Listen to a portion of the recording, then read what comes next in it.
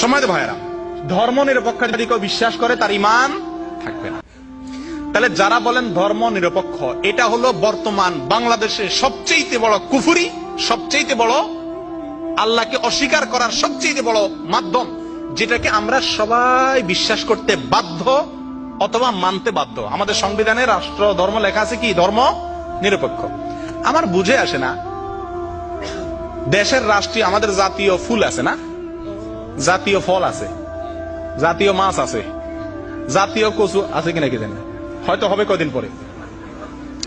ও ভাই, জাতীয় কচু, জাতীয় ডাইল, জাতীয় খের, জাতীয় কুটা, জাতীয় কাদা মাটি, জাতীয় কত কিছুই আছে, কিন্তু জাতীয় ধর্ম থাকতে পারবে না।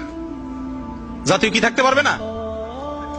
স্পষ্ট ভাবে এদেরকে যারা সমর্থন করে, তারা যদি বুঝে শুনে এদের কুফরিকে বুঝে শুনে সমর্থন করে, তারাও কাফের। আর যদি না বুঝে সমর্থন করে, তাহলে এরা গোমরাহ এবং পথহারা। ভাই, ইনিয়ে বিনিয়ে কথা বলার দিন এখন আর নাই। নাস্তিকরা, বামরা এখন স্পষ্ট ইসলামের উপর আক্রমণ করতেছে, সরাসরি বলতেছে। ইমরান চৌধুরী কয়দিন আগে বলল, মুসলমানরা মসজিদ থেকে বাইরে হয়ে নামাজের পরে যা মন্দির পাহারা দেন, আমাদেরকে মন্দির পাহারার ডিউটি দিয়েছেন উনি। লজ্জা কোথায় গেলে মুসলমানদের ইমানে জ্বালা আসবে, মুসলমানরা এসব অন্যায়ের বিরুদ্ধে অন্তত মুখ খুলে প্রতিবাদ করবে। আল্লাহ আমাদের হেফাজত করেন। সম্মানিত ভাইরা, ধর্ম নিরপেক্ষতা এটাকে এমন একটা পর্যায়ে পৌঁছাইছে, এখন নাস্তিকরা আগে ইসলামের বিরুদ্ধে বলতে তাও একটা ভালো ছিল, এখন ওরা নতুন করে একটা শুরু করছে, ওয়াজ নসিহত শুরু করছে। সংসদে আগে মানুষ সংসদের ঝগড়া গালিগালাজ শুনতো, এখন নতুন করে আবার দেখা যাচ্ছে সংসদে কি হয়, ওয়াজ নসিহত হয়। কয়েকদিন আগে এক এমপি বললো, নাস্তিক এমপি, আল্লাহকে স্বীকার করে না, রাসূলকে স্বীকার করে না, কমিউনিস্ট, স্বঘোষিত নাস্তিক। সেই এমপি বলল কি, মুহাম্মদ সাল্লাল্লাহু আলাইহি সাল্লাম নাকি ধর্ম নিরপেক্ষ ছিল, ওনার নাকি কোনো ধর্ম উনি বিশ্বাস করতেন না। ওনার রাষ্ট্র, মদিনার রাষ্ট্রের নাকি কোনো কি ছিল না, ধর্ম ছিল না।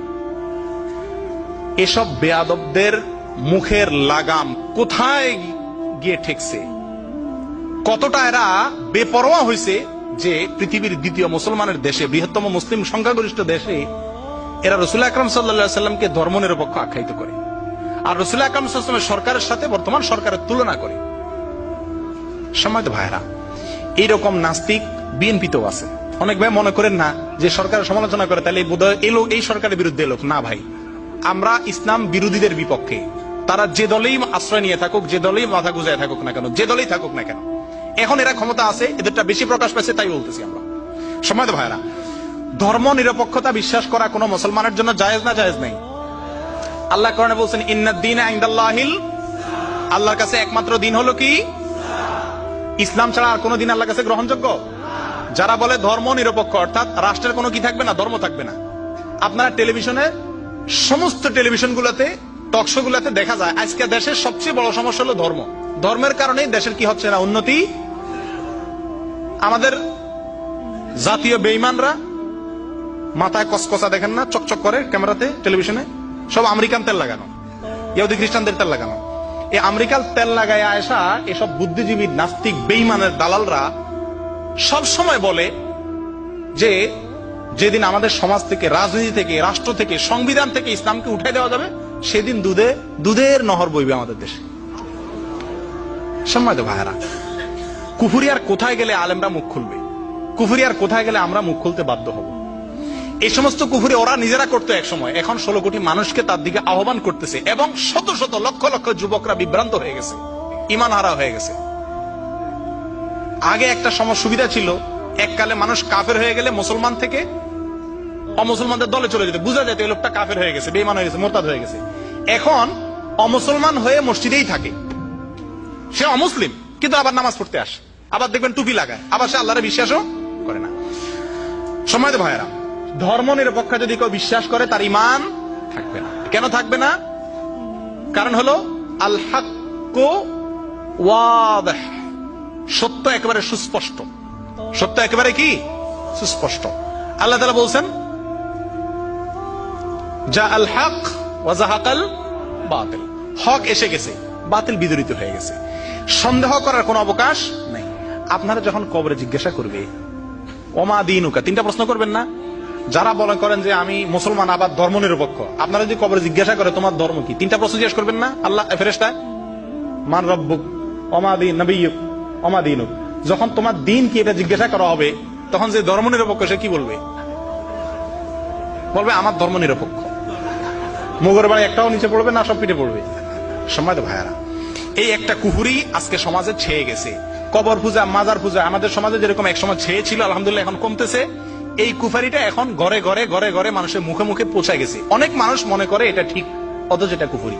ধর্মের ব্যাপারে কোন মুসলমান নিরপেক্ষ থাকতে পারে না, অসম্ভব। আচ্ছা, এই বুদ্ধিজীবীরা টেলিভিশনে ধর্মের বিরুদ্ধে কথা বলতে গিয়ে প্রায় সময় একটা যুক্তি আপনারা শুনুন। ওরা বলে যে আচ্ছা, রাষ্ট্র কি আবার নামাজ রোজা করে নাকি? রাষ্ট্রের ধর্ম দরকার কি? নামাজ রোজা কারা করে? মানুষ করে। তো আপনাদের ধর্ম যার যার, রাষ্ট্র তো ধর্ম করে না, রাষ্ট্রের ধর্ম থাকার দরকার কি? তো এক যুবক আদালতের এ জাতীয় একটা রিট বা মামলার পরিপ্রেক্ষিতে এক যুবক জজকে বলেছিল, জজ সাহেব আপনার যুক্তি আমি মানলাম, রাষ্ট্র বা দেশে তো আর নামাজ কালাম পড়ে না, দেশের ধর্ম দরকার কি? এই জন্য আমাদের ধর্ম আমরা যার যার, দেশে কোনো ধর্ম পরিচয় থাকার দরকার নেই। তা আপনার কাছে আমার প্রশ্ন, দেশে কি কথা বলে? তাহলে রাষ্ট্রের আবার ভাষাটা আছে, রাষ্ট্রভাষা বাংলা কেন আবার?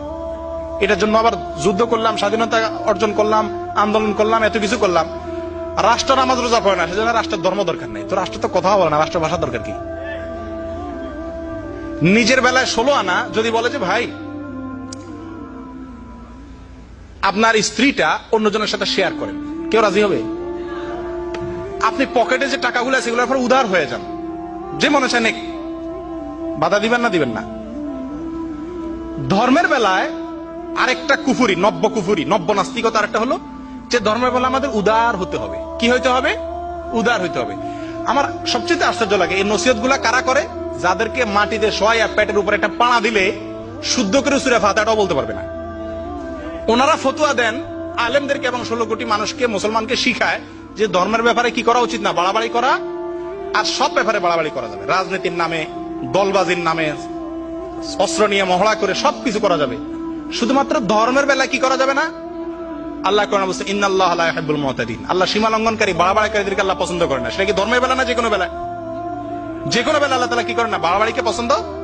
কিন্তু ধর্মের বেলা বাড়াবাড়ি কাকে? আপনি এটা গান শুনতেছেন, আমি যদি বলি ভাই গানটা শুনেন না প্লিজ, বন্ধ করেন, এটা হারাম, তো সঙ্গে সঙ্গে বলবে কি ভাই ধর্ম নিয়ে বাড়াবাড়ি করা ঠিক না। বাড়াবাড়ি কাকে বলে? বাড়াবাড়ি হলো সীমানার বাইরে যাওয়া। গান না শোনা এটা ধর্মের ভিতরের জিনিস না বাইরের জিনিস? ধর্মের ভিতরের জিনিস আমি যে বলতে গেলে আমি বাড়াবাড়ি কেমনে হবে? বাড়াবাড়ি হবে ধর্মে যেটা নিষেধ করে নাই, আমি যদি সেটাও নিষেধ করতে যাই তখন সেটা বাড়াবাড়ি হবে নাকি? আজকে এরা এই কথা বলে শত শত মানুষকে বিভ্রান্ত করতেছে।